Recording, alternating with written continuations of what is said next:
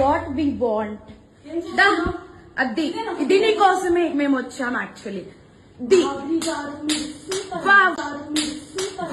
పెళ్ళైన దొరకడా? ఇంక ఎవరు దొరకడా నీకు? పెళ్ళైనోడు దొరకడా నీకు? పెళ్ళైనోడు దొరకడా? పెళ్ళైనోడా? కో క్యారెక్టర్ ఈశ్వర్ సాయి వైఫ్ ని. బేసిక్ గా నా హస్బెండ్ నార్మల్ గా అయితే మాత్రం మా రిలేషన్ 7 years బట్టి ఎప్పుడు ఎలాంటి డిస్టర్బెన్స్ అయితే లేదు. ట్రూత్ గా చెప్పాలంటే నా హస్బెండ్ నేను ఈ 7 సంవత్సరాలు ఒక్కసారి కూడా నేను ఎప్పుడు ఇలాంటి పొరపాట్లు ఎప్పుడు చూడలేదు. టెక్స్టులు మెసేజ్లు నా దగ్గర ప్రూఫ్లు ఉన్నాయి.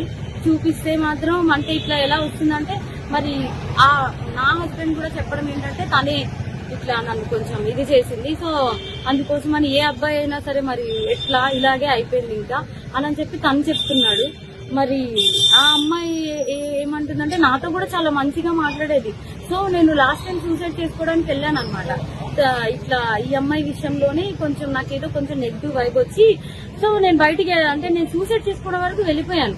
నేను నాకు బాబున్నాడు, బాబుని తీసుకొని సూసైడ్ చేసుకోవడానికి వరకు వెళ్ళిపోతే ఆ అమ్మాయి నా కోసం ఫుల్గా అంటే ఎక్కడ ఇది బాగా స్ప్రెడ్ అయిపోతుందా ఏంటి అనుకుందో ఏమో తెలియదు కానీ కంటిన్యూగా నన్ను ఫాలోఅప్ చేస్తూ ఎక్కడున్నావు ఏమైంది నాకు అప్పుడు కూడా ఏం డౌట్ రాలేదు. తర్వాత చూస్తే మెసేజ్లు ఇవి అవి అన్ని చూస్తే ఇలా రావాలి మీ అన్న రావాలి. మెయిన్ వాళ్ళిద్దరికి కలిపి ఒక ఆయన ఉన్నాడు, ఆయన రిత్విక్ అని చెప్పి వాళ్ళిద్దరు మీడియేటర్, అబ్బాయి పర్సనల్ అసిస్టెంట్ ఇద్దరికి. సో అసలు ఆ అబ్బాయి ఫోన్ లో ఎన్ని టెక్స్టులు ఇవన్నీ బ్యాకప్ చేసి చూస్తే అసలు చాలా ఇదిగా ఉంది. సో నేనైతే మాత్రం కోరుకునేది ఏంటంటే నా హస్బెండ్ అయితే తప్పైపోయింది, నాకు ఒక ఛాన్స్ అయితే ఇవ్వు అని చెప్పి ఆయన చెప్తున్నారు. కానీ ఆ అమ్మాయి నుండి ఎప్పుడు నేను ఏం ఫేస్ చేస్తానో తెలీదు. కానీ ఎందుకంటే ఇప్పుడు నాలాంటి అమ్మాయికి అంతమంది ఫాలోవర్స్ ఉండి పైగా నాతో ఇంత మంచిగా ఉండి ఇంత చేసిందంటే వాళ్ళ అమ్మగారు రికార్డు కూడా ఉంది. నేను పొద్దున్న వాళ్ళ అమ్మగారికి ఫోన్ చేసి అడిగితే మా అమ్మాయి అంతే అలాగే చేస్తుంది అని చెప్పి అంటుంది. నా దగ్గర రికార్డు ఉంది. ఫోన్ స్విచ్ ఆఫ్ అయ్యేటప్పటికి నా దగ్గర ప్రూఫ్ లేకుండా ఉంది. ఆన్ చేస్తే అది కూడా ఇస్తాను. సో ఇట్లాగా ఇప్పుడు నాకు అన్యాయం జరిగింది. నా పేరెంట్స్ మా సిస్టర్స్ వచ్చి ఏదో చేశారు. నా హస్బెండ్ నాతో ఏదో కొంచెం పోలీసులు దీంతో ఏదో మాట్లాడుతున్నాం అవుతుంది. ఇప్పుడు నాలాంటి అమ్మాయి ఒకవేళ వేరే ఒక అమ్మాయి ఎవరైనా దొరికింది అనుకోండి, అమ్మాయి ఇదే స్ట్రెస్ తట్టుకోలేక సూసైడ్ వరకు వెళ్తే ఎంత ప్రాబ్లం. నేను ఇది ఒక్కటే ఆలోచిస్తున్నా. ఎవరైనా సూసైడ్ వరకు వెళ్ళారు అనుకోండి అప్పుడు ఎంత ప్రాబ్లం ఉంటది. అమ్మాయికి తెలుసు నాకు బాబుని కొనేటప్పుడు నేను ఎంత డిస్టర్బ్ అయ్యాను, చాలా హెల్త్ ప్రాబ్లమ్స్ ఎలా వచ్చాయి అమ్మాయికి అన్ని తెలుసు. ఒక ఆడపిల్ల అయ్యి ఇంకో ఆడపిల్లకి అంత త్వరగా ఎలా మోసం చేస్తుంది. అది కూడా నా పక్కనే ఉండి మళ్ళా ఈశ్వర్ నిన్ను మోసం చేయట్లేదు, నేను అలాగా నీకోసం ఏడుచు ఇంత చేస్తూ నా హస్బెండ్ తో అసలు అది ఎట్లా ఉండగలుగుతారు. నా హస్బెండ్ కి డ్రింకింగ్ హ్యాబిట్ కూడా లేదు, అలాంటి తను డ్రింక్ కూడా చేయించారంటే అసలు నాకైతే అర్థం కావట్లేదు. అసలు ఈ ఫోక్ ఇండస్ట్రీ అంటే నేను చాలా ఈయనకి మంచి వాళ్ళందరూ చాలా మంది మాట్లాడుతుంటే అబ్బా చాలా ఇట్లా ఉంటది అట్లా ఉంటది అనుకున్నా కానీ ఇంత అన్యాయం నా వెనక ఇలా జరుగుతుంది అని చెప్పి నేను ఎప్పుడైతే అనుకోలేదు.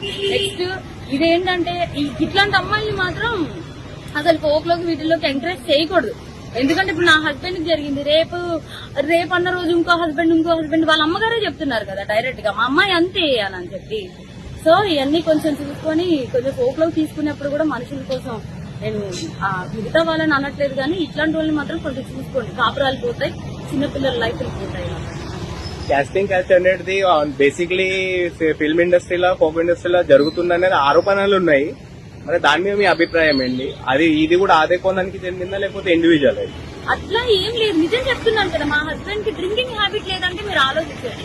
నా డెలివరీ దగ్గర నుండి ప్రతి ఒక్కటి నా హస్బెండ్ నన్ను పువ్వుల్లో పెట్టి చూస్తున్నాడు. ఏ రోజు ఇప్పుడు నా హస్బెండ్ విషయంలో 1 minute నేను ఆలోచిస్తున్నానంటే దీనికే. నా బిడ్డను గాని నన్ను గాని ఇంత కేర్ గా చూసుకుని అబ్బాయి ఏమంటున్నాడు, ఇప్పుడు ఒక అమ్మాయి వచ్చి నా మీద పడిపోతే నేను ఏం చేస్తా, ఇప్పుడు ఒక షూట్ లో ఉన్న వాళ్ళం మేము అంత క్లోజ్ అయిపోతుంటే నేను ఏం చేయగలుగుతా అంటున్నాడు. అప్పుడు నేను నా హస్బెండ్ కి చెప్తున్నా నువ్వు చేసింది తప్పు, మరి అమ్మాయి పడితే మరి నీకు తెలీదా, ఆబ్వియస్గా ఒక అబ్బాయి ఇప్పుడు నీకు పెళ్ళం బిడ్డలు ఉన్నారు నీకు ఆ మాత్రం తెలీదా అంటే ఇంకా అయిపోయింది ఏదో అయిపోయింది. కానీ ఆ అమ్మాయికి తెలియాలి కదా, ఒక ఆడపిల్ల మరి తనకి తెలియాలి కదా. సో నాకు ఇబ్బంది ఎక్స్ట్రా కోసం అయితే తెలియదు. ఫోక్ కోసం మాట్లాడితే మాత్రం చాలా మంది మంచి వాళ్ళని అయితే నేను చూస్తూనే ఉన్నాను కదా, చాలా మంది మంచిగానే ఉన్నారు. కానీ ఇలా పక్కనే ఉండి గొంతు కోసే వాళ్ళని నేను ఇప్పుడే చూసాను. పైగా ఆ అమ్మాయి ఇంత సెలబ్రిటీ లాగా అన్నిట్లో డీలో వీటిల్లో వాటిల్లో ఇంత వచ్చి ఒక ఆడపిల్ల జీవితం ఒక్కసారైనా ఆలోచిస్తారు. పైగా తనకి బ్రేకప్ కూడా అయింది. తను నాకు చెప్పుకొని కూడా బాధపడింది. బాధపడితే నేను అన్నాను మీ బాయ్ ఫ్రెండ్ మీకు ఇట్లా చేసినప్పుడు మీరు ఎట్లా అయితే బాధపడ్డారో అట్లాగే కదా అని చెప్పి కూడా అన్నాను కూడా.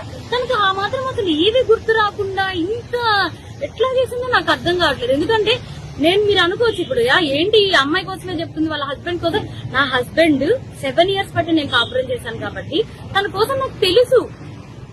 అది నేను చెప్పే తన కోసం నాకు తెలుసు. తను కూడా ఒకటే కదా అంటున్నాడు, మీద పడిపోతే నేను ఏం చేయగలుగుతాను అననే అంటున్నాడు. సో ఇదేం చెప్తున్నానంటే కొంచెం ఈ రోజుల్లో అమ్మాయిలతో కొంచెం జాగ్రత్తగా ఉండాలి. ఫ్రెండ్స్ ఇవి అని చెప్పి కూడా నమ్మద్దు. ఈ పోకు వీటిల్లోకి అయితే మాత్రం పోకనే కాదు, దేంట్లో అయినా సరే పంపించే ముందు ఒకసారి ఆలోచించుకోండి అంతే.